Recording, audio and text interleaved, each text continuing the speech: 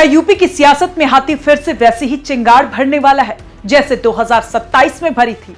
क्या विरोधियों की रातों की नींद उड़ने वाली है? लोग कह रहे थे कि बीएसपी अब खत्म हो गई, मायावती जी अब शांत हो गई, लेकिन रुकिए, ये शांति तूफान से पहले की खामोशी है। मिशन 2027 का शंखनाद हो चुका है और इस बार बहन जी ने अपने भतीजे आकाश आनंद को वो कमान सौंपी है जिससे बीजेपी, सपा और कांग्रेस तीनों खेमों में हलचल मच गई है।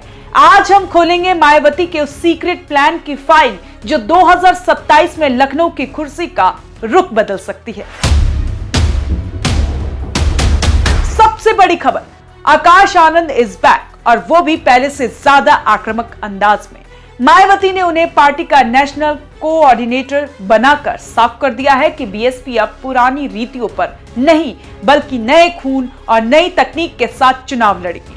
आकाश आनंद सिर्फ रैलियां नहीं कर रहे हैं, वो गांव-गांव जाकर चौपाल लगा रहे हैं, वो सीधे युवाओं से कनेक्ट कर रहे हैं। जो युवा आजाद समाज पार्टी या सपा की तरफ जा रहे थे, उसे वापस घर लाने की जिम्मेदारी आकाश के कंधों पर है। और बॉस जिस तरह से वो आक्रामक भाषण दे रहे हैं, उससे साफ है कि अब बीएसपी डिफेंसिव नहीं बल्कि अटैकिंग मोड में है।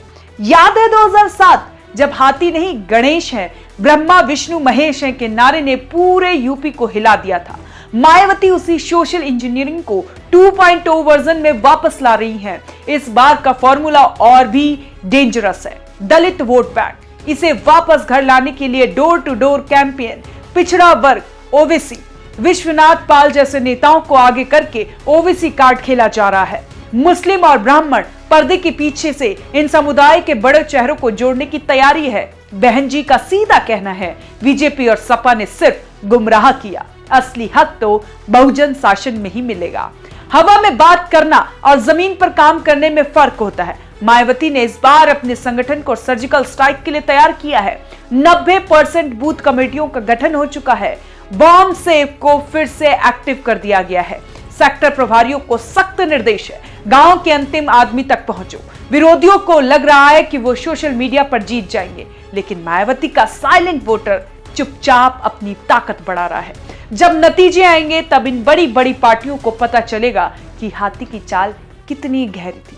अखिलेश यादव पीडीए की बात करते हैं, बीजेपी डबल इंजन की, लेकिन मायावती ने साफ कह दिया है कि 2027 में बीएसपी अकेले चुनाव लड़ेगी, ना कोई गठबंधन, ना कोई समझौता। ये एक बहुत बड़ा रिस्क है, लेकिन मायावती के लिए ये उनकी ताकत है। वो दिखाना चाहती हैं कि बीएसपी किसी की पिछलग्गू नहीं बल्कि किंग मेकर बनने के लिए सीधे तैयार है। चंद्रशेखर आजाद जैसे नेताओं की चुनौती को भी मायावती ने गंभीरता से लिया है। इसीलिए अब आकाश आनंद हर उस जगह नजर आएंगे जहां दलित युवाओं की आवाज दब रही है। क्या आपको लगता है कि आकाश आनंद के नेतृत्व में मायावती 5वीं बार यूपी की मुख्यमंत्री बन पाएंगी? क्या मिशन 2027 यूपी की किस्मत बदलेगा? कमेंट्स में अपनी राय जरूर दें और देखते रहे ONOG यूपी उत्तराखंड।